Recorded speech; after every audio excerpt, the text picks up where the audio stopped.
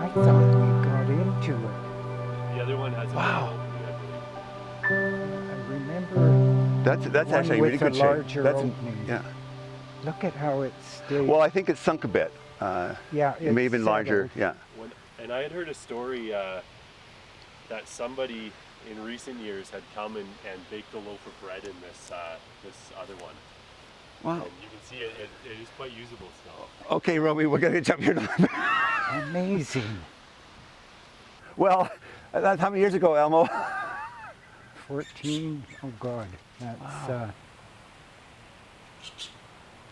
God. I'm 87. So Don, how do you feel when you're seeing this and realize that a great uncle was probably here? Well, I'm looking at a picture I have of him, and he's cooking some fish on a board, and he's by a pile of rocks, and I just all of a sudden say, this could be the spot. And this all of a sudden puts a real personal touch on it, and mission accomplished. And I'm really happy that it was that easy to find. And thanks to Brian's help here, we've uncovered something very special to me.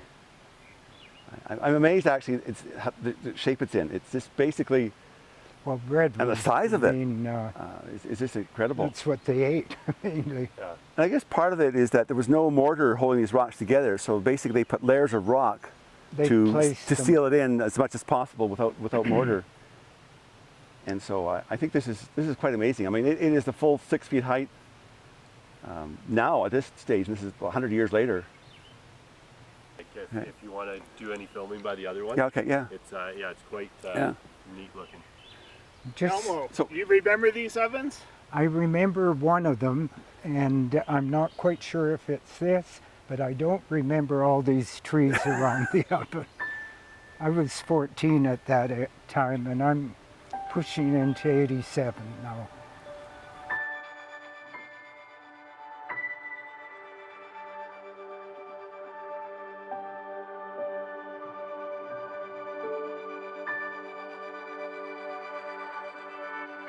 I am so surprised to be here. Wow. Oh, that is in perfect shape. I remember going into the damn thing. That is in beautiful shape. Wow. And I think the clear entrance, animals probably use this regularly. The fact the entrance is so cleared off. They really didn't need a chimney because there was venting. Yeah, you can see Indeed. one of them here. Yeah. I remember that by a big rock now. But where were we camping? That Well, in a hollow. I know there was a, we had put well, balsam. fire-wise, I mean, this would be a natural one with the big rocks behind it too, a bit more protection for if there were trees here. I don't remember that many trees around. Like over half a loaf of bread a day for each person, and the loaves were huge. Yeah, yeah. And so the number of loaves you'd have to bake would be incredible. Well, they'd fire it up and shovel the embers out. So the work camp had to be fairly close to here. And that's where I think it makes natural the road or trail at that time, Yeah. and the creek would be the spot they'd be camping at because they have to have a 'Cause water they source. need water. Yeah, this makes total sense. Wow, this one is. I know people have camp in this area all the time. There's no, they suggest about 10 days visit type of thing, but obviously people are here longer. But this site looks like it, and the trail up to it looks like it's been used quite a bit. So I'd say this is still 100 years later, is still being used as a camp for various purposes. People are in the area, and I think enough people know about it. They come in, check on it, but luckily nobody's damaged it. It's really nice shape still. Yeah. It's low profile as Yeah. best they can. It's a good way to be. Well, I think we would have been here a long time searching, because we did search quite a bit of the area. We're not in this particular spot. To sort of find these things today is just incredible for us. And your help in doing that is very much appreciated. So Yeah, thank Brian. no problem at all. We're happy to do it. And I think we have more of a story here to investigate with your staff and some of the history of the area, and to get this whole story documented. I think would be all worthwhile without overdoing this thing. I think we need the story behind it And so we're getting there one piece at a time.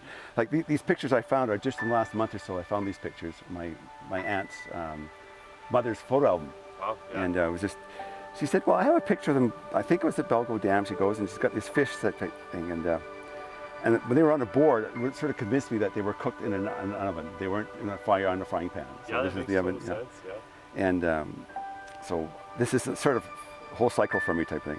In my great uncle's case, he had 640 acres of land just down the road, and that he had preempted, and he supplied the logs apparently for the construction of the dam. So I guess being fairly close, they were probably drawn out by horses. They weren't loaded up on wagons and stuff. They were drawn out by That's horses. what I was told. It was all horse. Yeah. So that's it's very important in looking back on how things were done, and because the distance and travel, they couldn't be traveling up here. They actually camped up here, and I don't know, year round or all year. But these stone ovens were a key part of their whole camp. It was essential to a lot of their things, not just in the baking of the bread, a lot of things type of thing. But in particular, we know that the Italian campers were happy when they had this big supply of bread each day to go with them. And the work they did, long days, long weeks of work, very physical labor, they needed the calories. They needed the huge amount of food going into their camp. So these ovens were even more integral if you think about the living conditions of the time. That these ovens were even more important than we think of now. Now it's just a recreational thing. A number of our Italian families have outdoor ovens that they bake bread in still to the very day, but it's more of a recreation of a whole lifestyle. But the center of how integral these were as part of the camp, I think is, to me, well overlooked. I never knew about them and the importance of them until recently. So I think this is a fantastic to see this, and how it all fits into the history is going to be really fantastic. I did not know this part of their story until the last few years. It makes me really very proud of the fact that they had something to do with this major project and the infrastructure of Kelowna, the beginnings of our whole water system, the whole beginnings of people habitating and living here were due to the fact that there's a water source for them. And so to be part of that is incredible. And more important for me is being able to go back and share these stories with the family members who were directly involved. And these were my great uncles, and they still have family here in Kelowna that know nothing about this. So I'm just incredibly happy to be able to share those stories with them. So thank you, Brian. Thank you, Almo, Nice to meet you, Brian. and for putting that bug in our ear way back. Fantastic day for me today. Great day. So Beautiful weather. an innocent comment from you. Thank you. Yeah, innocent comment from you a number of years ago. Remember trekking around here I as a would have never kid? thought of coming back Yeah. or think of looking for them, because I have been back about 7 years ago, and the thought wasn't there. Yeah. And now we got these great discoveries.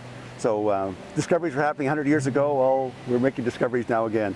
So I think this is a great way to end with this search, this quest. And of course, it's the end of looking for them, but now the beginning of the stories to go with it and tell the story to people. That's going to be important to me.